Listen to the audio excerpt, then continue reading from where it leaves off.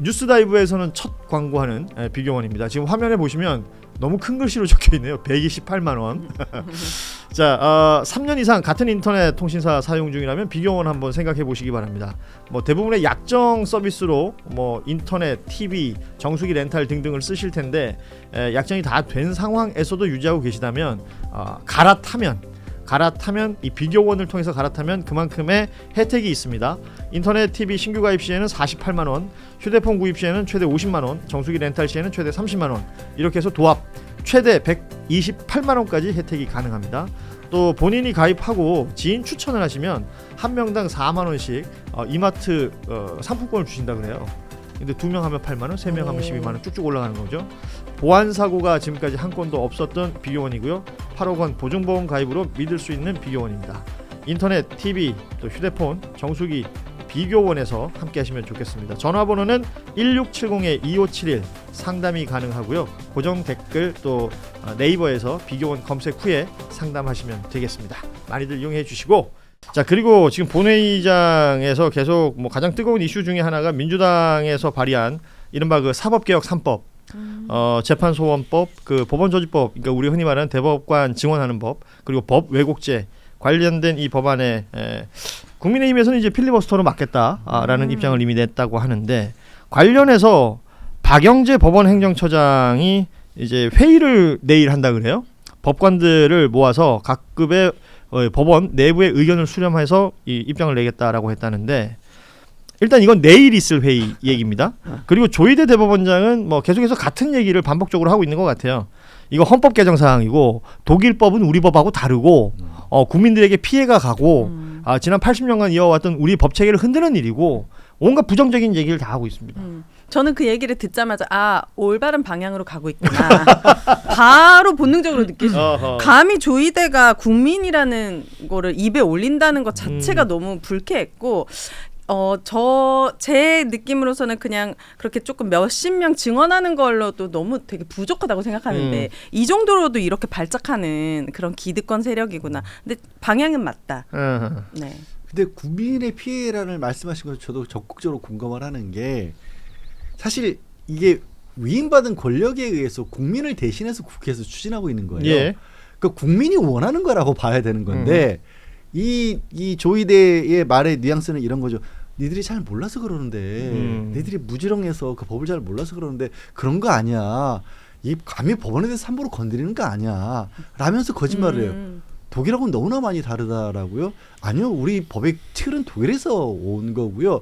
바로 그 독일에서 법외국제를 지금 150년째 시행을 하고 있다라는 거고, 어제 MBC에서 이제 독일의 판사 인터뷰라는 게 참 인상 깊었어요. 그 판사의 얘기는 그런 겁니다.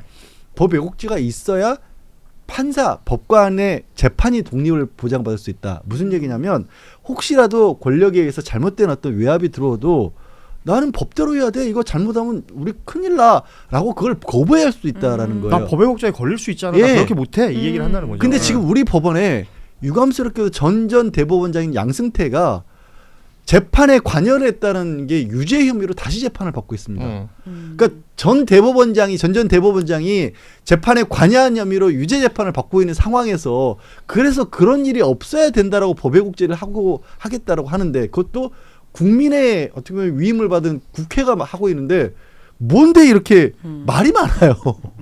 그리고 지금 조희대 대법원장의 이 조희대 코트라고 얘기하는 지금 분위기가, 지금 대법원장 재청을 안 하고 있어요. 노태학 대법관이 이제 열흘 정도 남았다 그러죠. 다음 달 3일이니까 일주일 남았어요. 예, 심지어 중앙 선관위원장입니다. 지금 지방선거 얘기 막 하지 않습니까? 전국 단위 선거를 앞두고 있는데 그 선관위원장 자리가 지금 아무것도 못하는 자리가 되어버린 겁니다. 그래서 예전에 왜 우리 기억하실 거예요. 그 뭐 한덕수, 최상목 이런 인물들이 윤석열 탄핵 국면에서 어떻게 했습니까? 헌법재판관 임명 안 하고 개겼었잖아요. 네. 지금 이거 그것과 다르지 않은 그 판이 벌어지고 있는 거예요.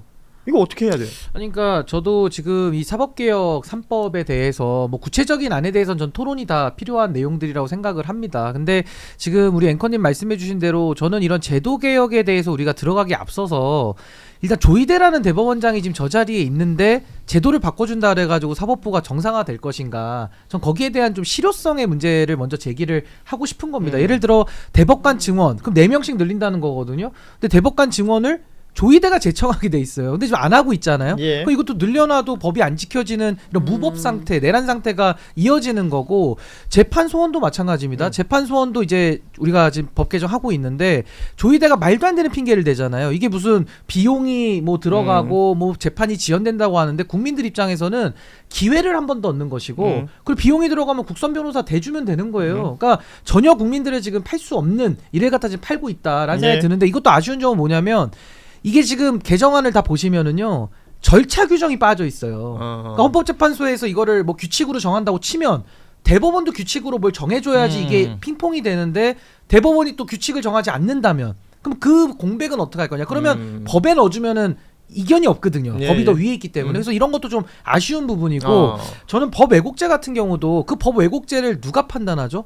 결국 조희대 코트가 또 판단을 하거든요. 네. 판사들이. 그럼 오히려 역설적으로 이런 일이 있어서는 안 되지만 이진관 재판장에 대해서 판사들이 담합해가지고 그게 법 왜곡이야라고 우겨버리는 순간 오히려 정상적인 판사들도 이게 정말 이런 시비거리에 오히려 몰리게 되는 이런 악용 사례가 저는 좀 두렵기 때문에 오히려 저는 법 왜곡죄를 말하기에 앞서서 지금 있는 수단으로는 왜 안 될까? 결국 공수처를 정상화하고 지금도 법관 탄핵이 가능해요. 근데 법관 탄핵이라고 하는 사법 처리까지도 아닌 징계조차도 지금 국회가 권한이 있는데 안 하고 있는데 이걸 사법권을 갖다가 검찰에 주고 또 법원에 판단권을 준다 그래서 이게 과연 조희대의 이 만행이 교정이 되나? 그러니까 우리가 감기 걸렸으면 감기약 먹어야 되고 배탈 났으면 배탈약 먹어야 되는데 즉 감기 걸렸는데 배탈약 먹는 건 아닌가? 뭐 이런 저는 걱정이 좀 들어가지고 저는 조금 더 제도에 대해서는 전 좀 미루고 조희대 문제를 좀 어떻게 하느냐 이걸 전 조금 더 했으면 좋겠고 만에 하나 저는 제도를 건든다면요 전 이거부터 했으면 좋겠는 게 차라리 대법원 있잖아요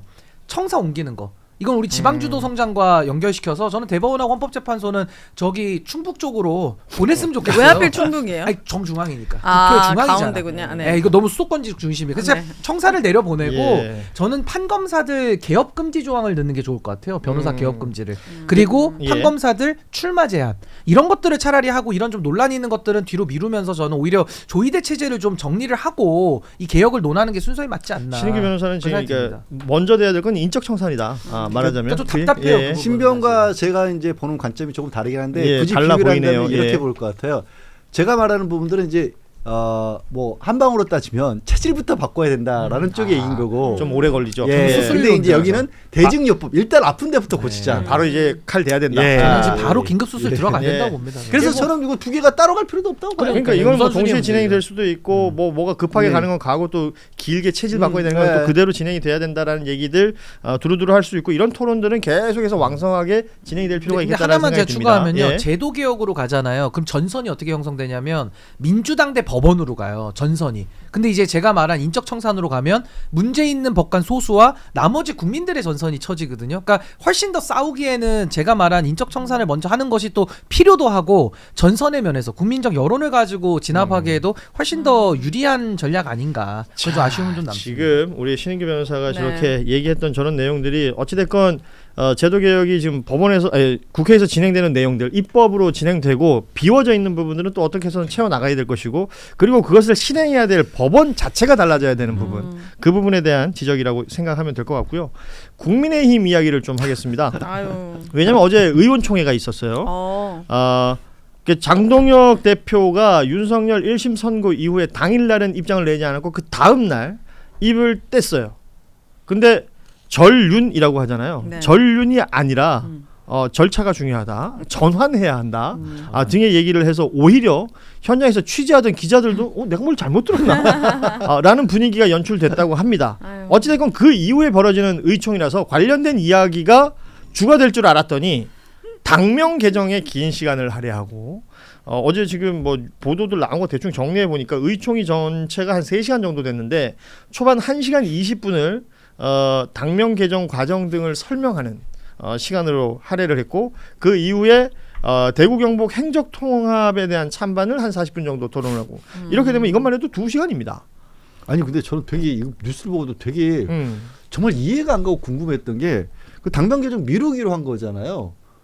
이걸 설명하는데 1시간 20분이 그러니까 미루기로 했는데 선거기로 미루는데 왜 선거 앞두고 지금 얘기하고 있는 거지.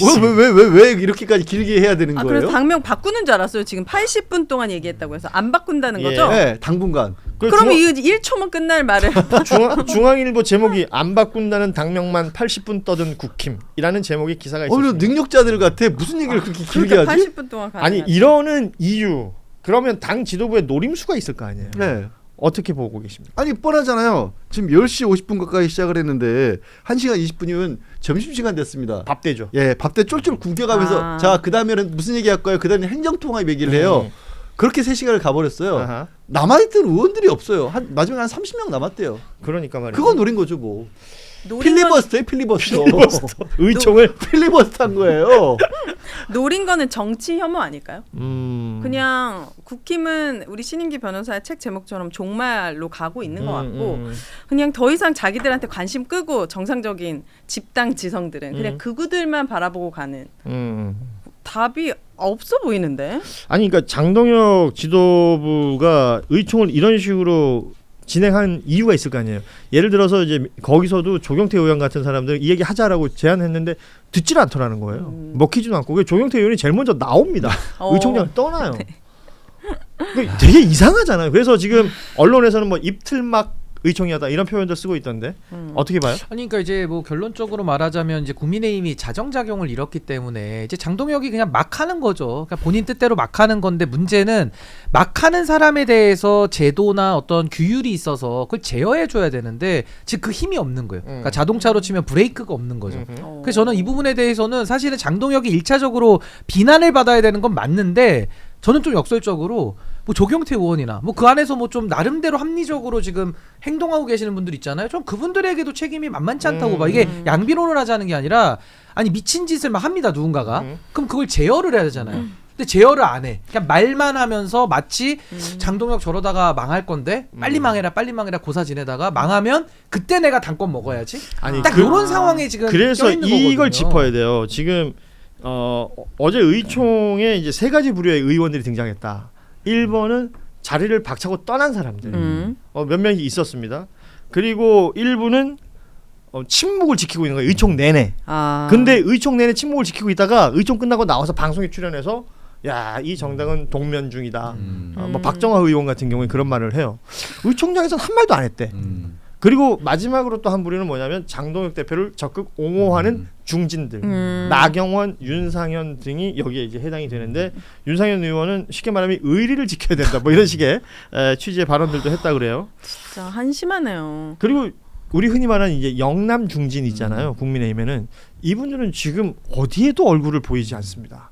어디에서도 그러니까 발언을 안 해요. 지금 저는 국민의힘의 문제를 하나만 더 추가하면 이 사람들 지금 배가 부른 겁니다. 그러니까 배가 절실하고 배가 고프고 정말 나 죽겠다 싶으면은요 변화를 안 할래 안 할 수가 없어요. 근데 지금 고요하잖아요. 그리고 말로 떠드는 사람들도 별로 영양가가 없잖아요.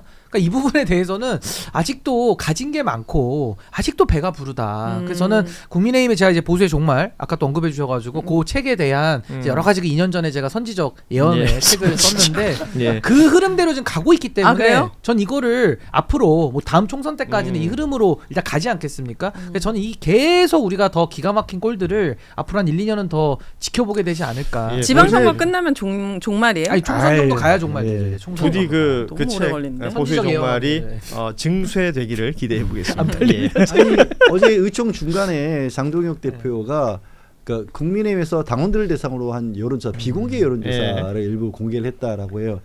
내가 가는 길을 75%가 지지하고 있다라고 얘기를 했다라는 겁니다. 여의도 연구원에서 비공개로 여론조사한 내용을 근거로 우리 당원 70% 정도가 나와 같은 생각이다. 장동혁 대표가 이 얘기는 뭐냐면요. 이미 국민의힘이란 당은 극우 내지는 뭐 윤호개인 내지는 뭐 지금 뭐 저 좌고우 뭐 뭐라고 하죠? 좌고우한 이렇게 극우 유튜버라고 불리는 사람들이 이제는 그들이 기생충이 아니라요. 이제는 그들이 주인이 되는 거예요. 근데 참 어처구니 없는 건 나머지 이제 신 변호사는 그걸 배가 부르다라고 얘기를 했는데 이전에 배가 불렀던 사람들은 지금도 배가 불러서일 수도 있지만 그 전에 배만 불릴 줄 알았기 때문에 정치 세력이라는 것도 갖추지를 못했던 거예요. 뭘 하고 싶어도 할 수가 없어요. 그리고 일부는 아직도 에이 그래도 내가 내 지역구는 나한테 주겠지? 저는 여기서 신 변호사의 예언에 저도 한 1년 반 전부터 얘기하고 있던 게 이제 총선 때쯤 되잖아요. 그 배불러 있는 사람들도 쫓겨납니다. 저는 그것까지 예언해요. 이제는. 지금 장동혁 지도부가 했던 말 중에 50만 이상의 유권자가 있는 인구가 있는 지역구의 공천은 당 중앙에서 하겠다. 뭐 50만 이상이면 서울로 치면 이제 한 구 단위가 될 수도 있고 지역은 주소 도시 단위잖아요. 네. 그런데 여기에 단체장 말고도 기초의회 의원들까지 딱 생각해 보면 양이 굉장해요.